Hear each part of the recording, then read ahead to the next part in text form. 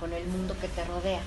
Una persona que tiene un temperamento rebelde y se deja educar, ¿no? ¿Es un sujeto educable? Sí, es un sujeto educable de entrada, pero puede que presente más resistencias que otra persona. El otro día en una charla de aquí de la universidad decía, también es importante que el alumno se deje educar. O sea, tu intención como educador es educarlo, ¿no? Desarrollar tus formas. Pero también es necesario que el alumno tenga la disposición. Eso es muy importante, ¿no? Y a veces sí hay como un componente del temperamento que puede llegar a ser una resistencia, ¿no? Una persona muy rebelde, muy agresiva, ¿no? Puede ser que no se deje educar, no sea tan dócil, vamos a decirlo en el buen sentido, ¿eh? No hablo de docilidad, de que, vamos, haga todo lo que dices, no. Me refiero a ser dócil en el sentido de tener la disposición para dejarse educar. Sí puede influir, o sea, sí puede ser un elemento que influya, pero justo el trabajo de la educación es que la persona nace con un temperamento y tú a través de la educación vas formando el carácter. O sea, puede ser que de contenido hereditario sea muy rebelde, ¿sí? La educación es una tarea de la educación, ir moldeando, vamos a decir así, el carácter. Que son todos esos factores externos que te ayudan a moldear tu forma de ser. Por ejemplo, yo soy muy rebelde, pero sé que hay ciertas normas, ¿no?, que me imponen las instituciones y la propia educación me ha ido moldeando a decir, bueno, esto no quiero hacerlo, pero debo de hacerlo. O sea, debo de cumplir con estas normas, porque esto es educación también, ¿no? Al final, ir cumpliendo con las normas que se plantean en las instituciones, etcétera. Entonces, se va moldeando el carácter. Con lo que yo nací, se va formando y se va convirtiendo en un carácter. Y entonces te conduces de otra forma, aunque hereditariamente puede ser que tu componente sea rebelde, ¿no? Pero lo vas moldeando. De eso se trata la educación. Si no, quedaríamos como salvajes. O sea, si cada quien se dejara guiar por su temperamento y por esas condiciones de tipo hereditario y genéticas, pues seríamos salvajes. ¿Sí me explico la diferencia entre un hombre educado, ¿no?, y un salvaje, ¿no? O sea, el que puedas convivir con otros a través de toda la lógica que te presenta la educación. Okay. Ya enfocándonos más en uno de los factores, ¿cómo cree que influye el contexto familiar en el desempeño educativo de los individuos? Sí, influye mucho, aunque hay sus grandes excepciones. Hay gente muy brillante que ha nacido sin familia, o sea, que ha estado siempre sin el acompañamiento de una familia. O sea, que tenemos en la historia gente que estuvo sin el acompañamiento familiar y destacó.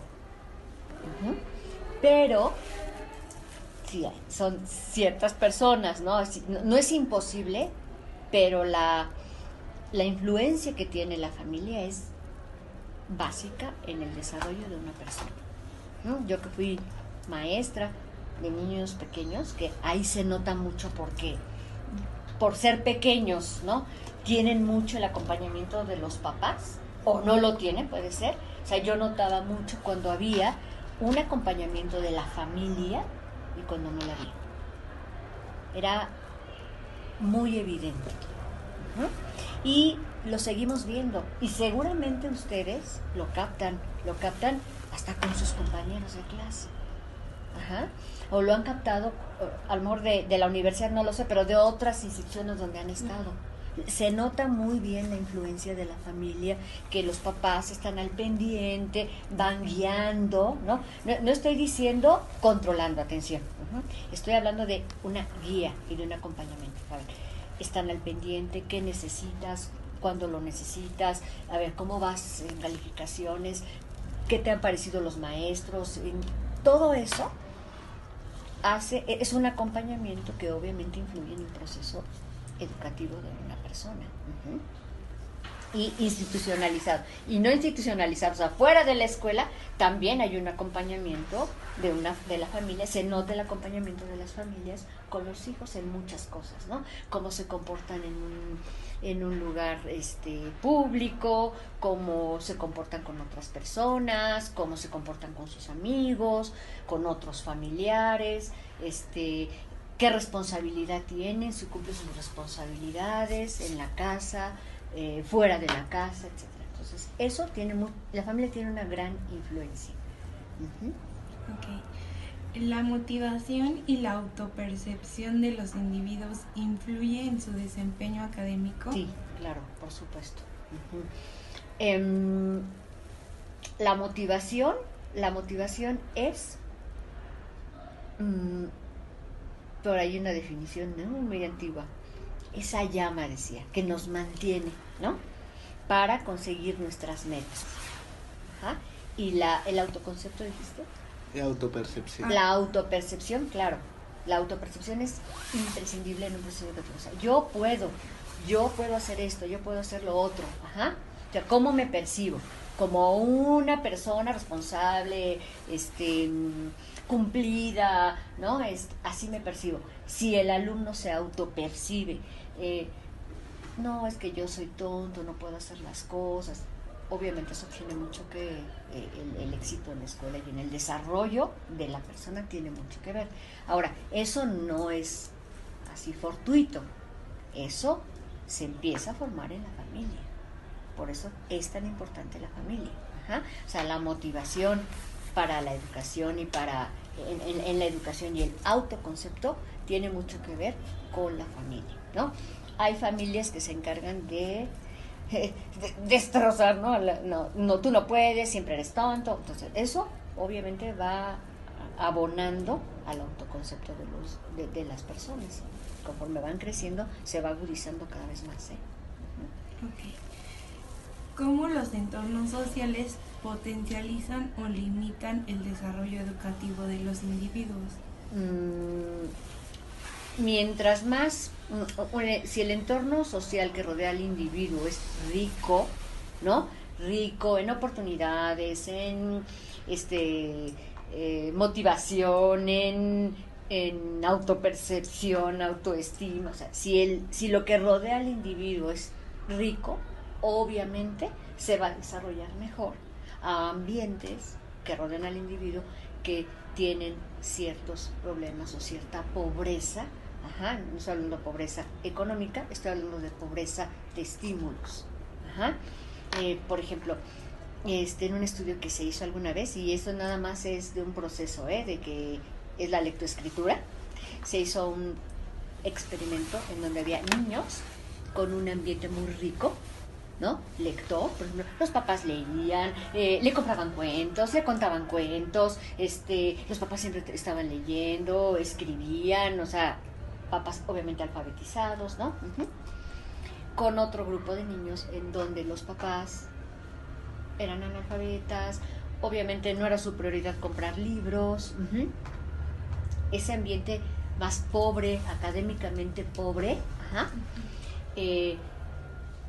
no favorecía el proceso de la lectoescritura. Y les digo, no estoy hablando de pobreza económica, ¿sí? Porque hay entornos pobres, no por dinero, ¿sí? Hay pobres en atención, pobres en, por ejemplo, sí, ahí están los libros, pero yo nunca leo un libro, yo ando en mis reuniones, ¿no? Nunca me interesa, no le compro libros a mi hijo, le compro otras cosas para que se entretenga, pero no le compro libros, etc. Entonces, eso es un ambiente pobre, para ese experimento es un ambiente pobre, ¿sí? Entonces, sí influyen mucho en el proceso educativo. ¿Cómo la educación influye de manera activa en el desarrollo de la personalidad de las personas? A ver, ¿cómo el desarrollo educativo? ¿Cómo la educación influye de manera activa en el desarrollo de la personalidad del individuo? Bueno, si estamos diciendo que la educación es un proceso que permite el desarrollo integral de la persona obviamente va a influir en su personalidad. ¿Qué elementos hay en la personalidad? ¿O qué elementos conforman la personalidad? Los biológicos, los sociales. Los sociales, los biológicos. Esto que decían ustedes hace rato del temperamento, el carácter, eso constituye la personalidad. Entonces, obviamente, va a influirlo, o sea, definitivamente, ¿no? O sea, va a construir al hombre la educación. ¿Qué importancia tiene para este individuo la comunicación? Para el individuo la comunicación. Pues es básica. El hombre es un ser eminentemente social.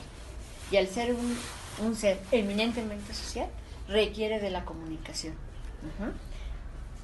Oral, escrita, ¿no? Cada vez más compleja, por cierto, la comunicación cada vez más compleja en el mundo en el que estamos viviendo, pero pues es vital. ¿Y cómo influye en su desarrollo social y su percepción cultural? La comunicación, pues en su desarrollo social, digamos que la comunicación es la herramienta básica para la interacción con otros. ¿Sí? Es la herramienta básica, la comunicación. Ahora, hay varios tipos de comunicación, ¿no? El lenguaje oral, el lenguaje escrito, ahora hay muchos recursos, símbolos y esto de la computadora, y son formas de comunicación. Entonces, es la herramienta vital para la relación con otros.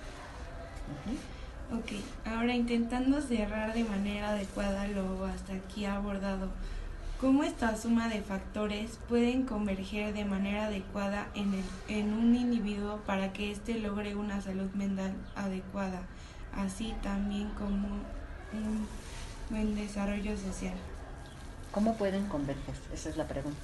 Todos estos elementos. Bueno, ese sería el ideal, ¿no? Que pudieran converger todos esos elementos. A veces no se logra con todos los individuos. Pero, ¿de qué manera podrían converger? Pues,